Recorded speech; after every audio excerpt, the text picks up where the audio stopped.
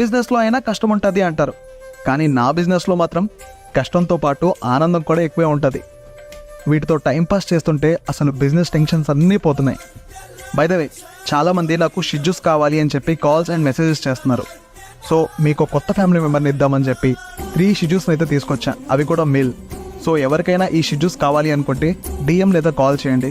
ఇంకా డౌట్స్ ఏమైనా ఉంటే ఇగో ఇక్కడ వాట్సాప్ సింబల్ కనిపిస్తుంది కదా, దాంట్లో మెసేజ్ చేయండి. Thank you so much. And కొంచెం త్వరగా మెసేజ్ చేయండి, చాలా ఎక్కువ ఆర్డర్స్ ఉన్నాయి.